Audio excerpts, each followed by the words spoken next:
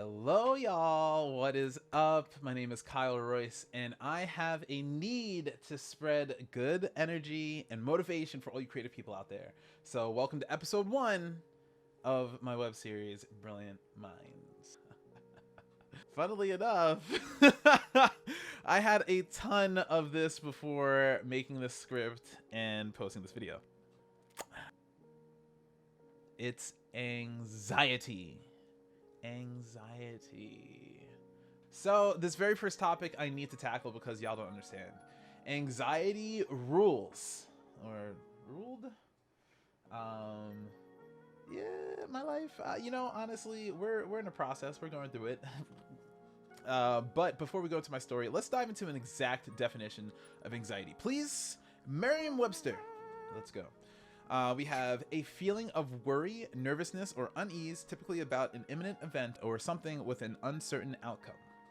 A desire to do something, typically accompanied by unease, and or a mental condition characterized by excessive apprehensiveness about real or perceived threats, typically leading to avoidance behaviors and often to physical symptoms, such as increased heart rate and muscle tension. All right, so my personal anxiety issues have never involved heart rate or my muscles tensing. Well, I guess maybe a little bit of heart rate. Maybe. But shout out to the people that do experience those symptoms. You are 100% valid if you have physical symptoms, and I hope that that brain-body connection heals. I hope that those who do have more physical symptoms, number one, see a doctor, and number two, find medication or bodily remedy that works for you. All right. However, in these definitions, my trigger words are definitely present. Unease, nervousness, perceived threats. Anxiety continuously makes you ask the question, what if? And it allows hypotheticals to control you and stop you in your tracks before any work is even done. In my life, anxiety has consistently built surrounding doing new things.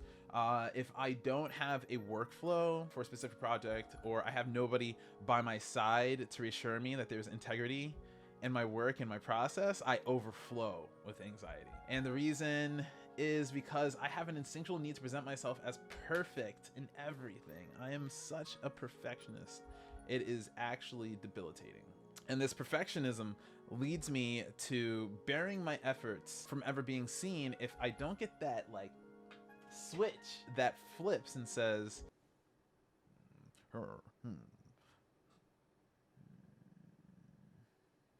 okay, I don't see anything wrong here.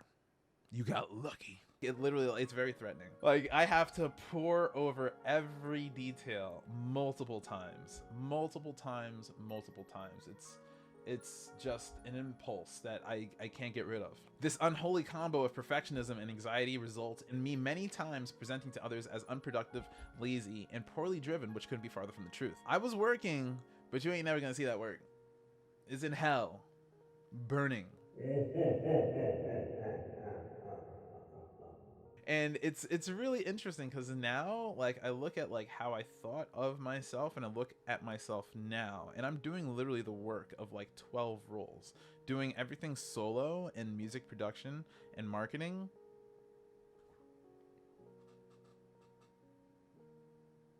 It's not a small amount of work, and we're gonna get to it in a moment, but you're gonna see the way that you think changes everything.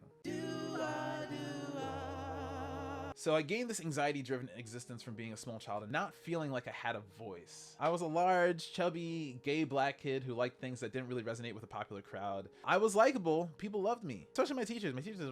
They loved me. But only had one or two friends at a time who would join me in all my nerdy adventures. I was a very big nerd. I still am a very big, I think y'all know this. I'm a nerd. All right. Anime, rhythm games, and MMORPGs, Go, the board game, and card battles. You do not want to catch me in my Yu-Gi-Oh phase, bro. You do not want to catch me in my Yu-Gi-Oh phase. It was wild. And also making music and art. Very, very creative kid. And also, not to mention, until I was 17, right about I think it was like 16 and a half, almost 17. It was like right before my 17th birthday. It's probably like 16 and like 90% to age 17. I was completely in the closet, which stunted my social growth. So it sucks to lie to yourself and the people around you for years, for more than a decade.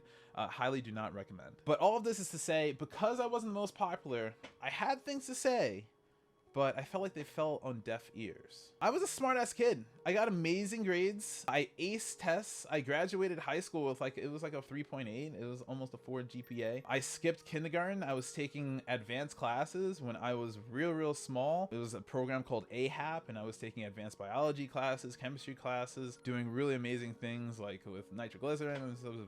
But also, I knew that it wasn't for me. I knew, and also I hated it. It was not in my interests. I was very artistic, and it was really unfortunate because since I had such intelligence, as quoted by my teachers and everything, I was automatically assumed by my parents that I would be like a doctor, lawyer, engineer. And although I was being creative and I was making songs on piano when I was like 8 years old. And although I had those songs, I would try to perform it for other people, and like they were like, oh, okay, but play Mozart. It was honestly one of the most difficult times of my life. I got great grades, but I couldn't do homework.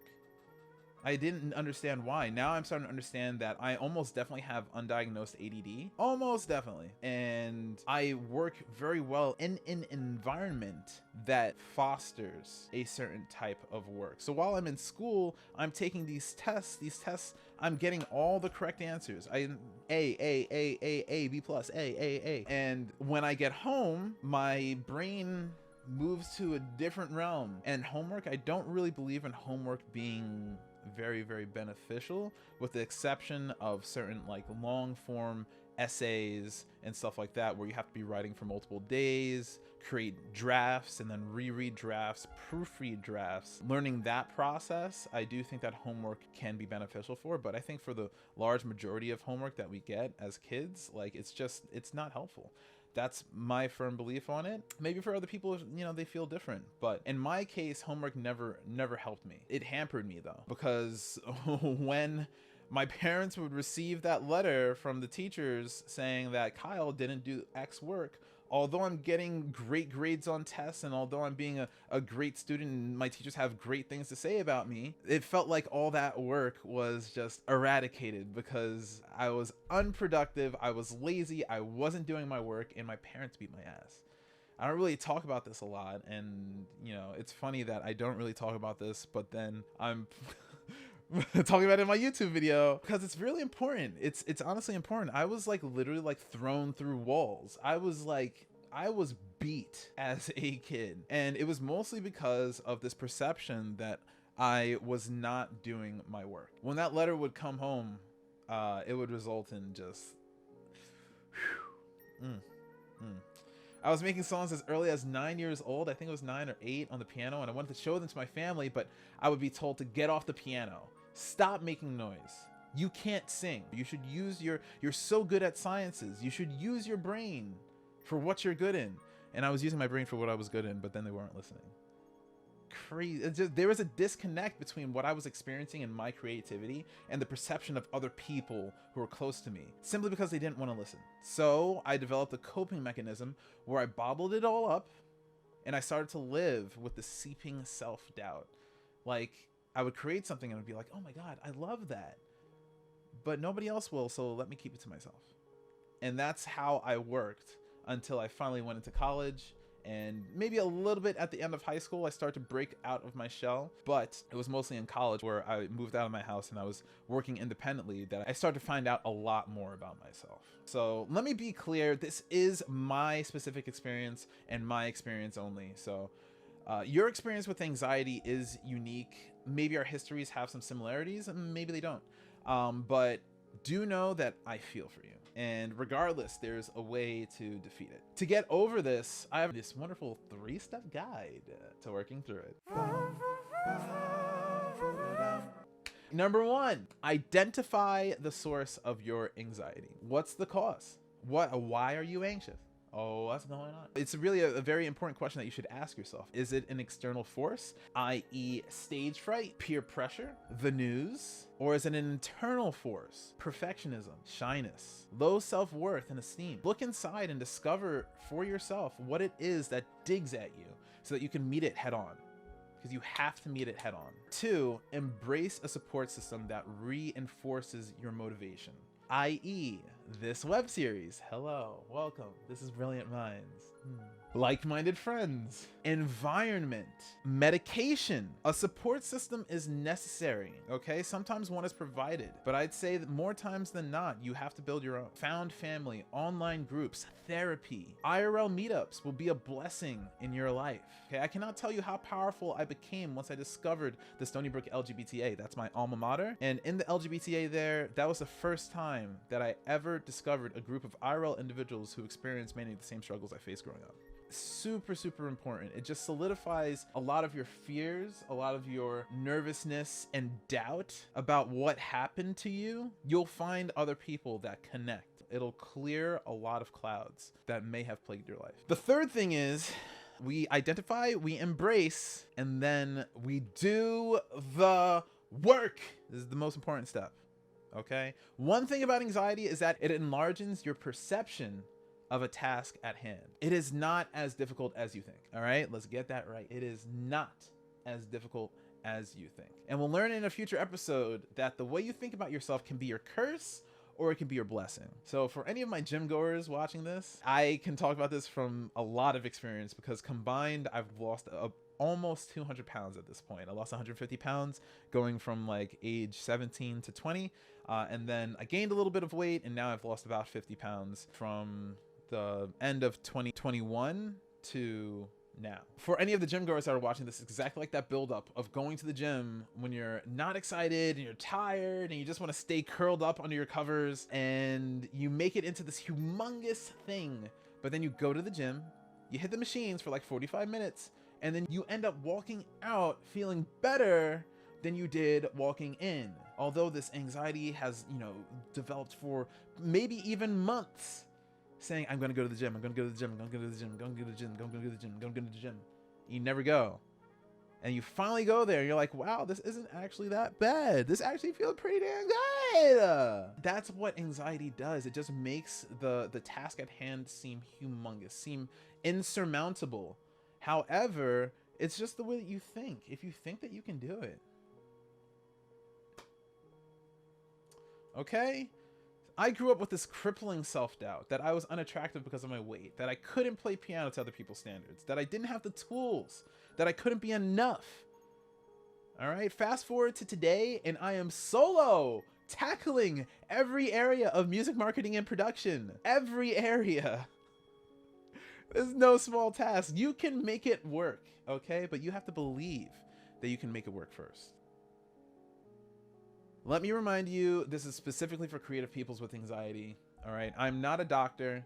I cannot work you through medically diagnosed anxiety, often accompanied by like panic attacks, which can literally be caused by chemical imbalances and must be treated with like medications and other methods. So please understand where I'm coming from. And don't take my word for these issues without doing your own due diligence and finding out what works best for you.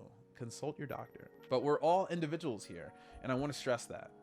But those 3 steps, identify, finding and embracing your support area, and doing the work. Just do it. Just write it down, block out an hour of your time and say, I'm going to do it, and just do it. Just word vomit, just put your pen to the paper, just take the drive over to the gym, walk through those doors and do it. And you're going to find out that that task is less difficult than you originally thought it was. But those 3 steps, identify, find your support system, and work, I think that can really help people who are in my shoes. You are just as good as you believe you are. So you better believe that you're really fucking good.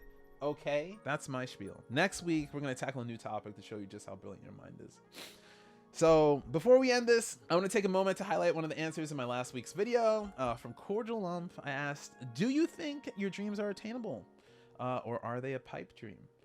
He says, I remember in high school drama class, we were all asked to write a play.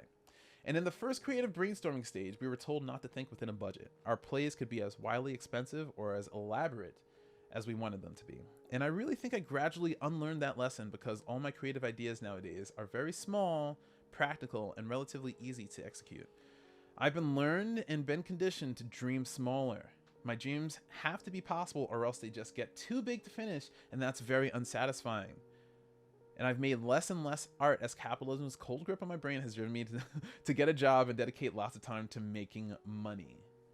I asked what he'd do if one of his hobbies were guaranteed to make money, and he said be a film director, which I think is awesome. Now that's badass as hell, okay? And maybe there's a chance that that could happen. I wanted to let you know there is definitely a chance that this could happen, that you could actually make that happen. Being a film director sounds like such a humongous thing. You know, what comes to mind is like the Steven Spielbergs and the Michael Bays and the Jordan Peels, and you know, like I have to like have this like notable presence in order to, you know, make this happen. But that's actually very untrue. There's a lot of mid to low level directors, you know, people who are just starting off, who are actually making money off of this craft. And not only that, but in today's age, we have YouTube and TikTok. We're as connected as ever. And I want you to understand that. We are more educated than ever as a whole, as a world. And we are more connected than ever through the power of the internet. This has never happened before. We are in such a revolutionary age right now, and we don't even understand that. So I want you to really take that to heart, okay? That is honestly an amazing dream. And I'm going to try my best at every single point to remind you that that is not as far-fetched as you may think.